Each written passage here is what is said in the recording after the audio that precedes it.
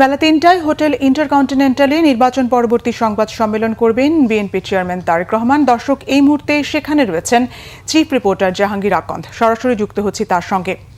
জাহাঙ্গীর, সংবাদ সম্মেলনের সবশেষ কি তথ্য রয়েছে আপনার কাছে? সংবাদ সম্মেলনটি মূলত শুরু হবে বিকেল ৩টায়। সেখানে বক্তব্য রাখবেন বিএনপির চেয়ারম্যান তারেক রহমান।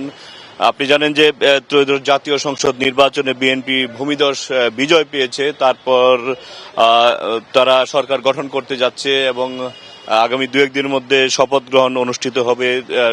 যারা সংসদ সদস্য নির্বাচিত হয়েছেন তাদের আজকে যেহেতু গেজেট প্রকাশিত হয়েছে এবং তারপরে সরকার গঠন করতে যাচ্ছে, তো সবারই একটা উৎসুক দৃষ্টি যে তারেক রহমানের দিকে। তিনি তার সরকার কিভাবে পরিচালনা করবেন, কিভাবে তিনি সরকার গঠন করবেন, কাদেরকে মন্ত্রিসভায় আনবেন, এরকম নানান প্রশ্ন সারা দেশবাসীর মধ্যে, বিশ্ববাসীর মধ্যে জাগ্রত হয়েছে।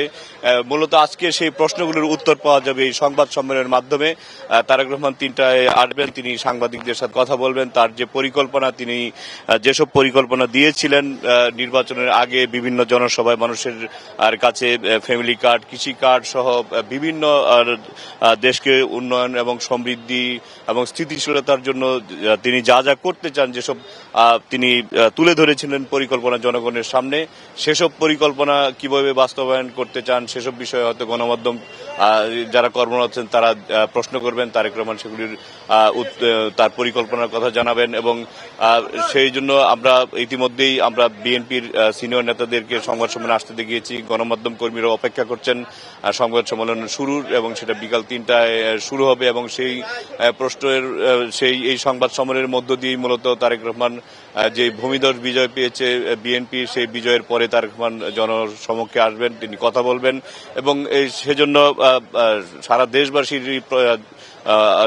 উৎসুক দৃষ্টি এই সংবাদ সম্মেলনের দিকে। গণমাধ্যম কর্মীরা অপেক্ষা করছেন এবং তারেক রহমান তার আগামী দিনের পরিকল্পনাটা তুলে ধরবেন, তিনি যা করতে চান দেশের জন্য। এবং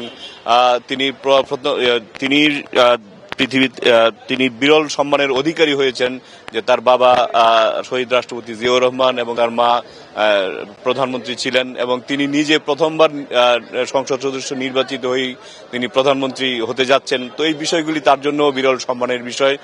তো এখন সবাই অপেক্ষা করছে এই সংবাদ সম্মেলনের জন্য এবং সংবাদ সম্মেলনের পরবর্তীতে অনেক প্রশ্নেরই যারা উৎসুক মানুষ, আমরা যারা গণমাধ্যম কর্মী, সারা দেশের মানুষ, যে মন্ত্রিসভা কবে হবে, কারা কি ধরনের মন্ত্রিসভা হবে, কারা মন্ত্রিসভায় স্থান পেতে পারেন, তরুণ তারপরে অভিজ্ঞ, সব মিলাই যে ধরনের প্রশ্ন মানুষের মধ্যে রয়েছে সেগুলোর অ্যান্সার বা উত্তর হয়তো পাওয়া যাবে এই সংবাদ সম্মেলনের মাধ্যমে। তো এখন সবাই সেজন্য অপেক্ষা করছে। ৩টায় সংবাদ সম্মেলন শুরু হবে তারেক রহমান আসার পর। তো এই ছিল ইন্টারকন্টিনেন্টালের বিএনপির যে সংবাদ সম্মেলন, সেই সংবাদ সম্মেলনের সবশেষ খবর। জাহাঙ্গীর, আপনাকে ধন্যবাদ। দর্শক, হোটেল ইন্টারকন্টিনেন্টাল থেকে যুক্ত ছিলেন চিফ রিপোর্টার জাহাঙ্গীর আকন্দ।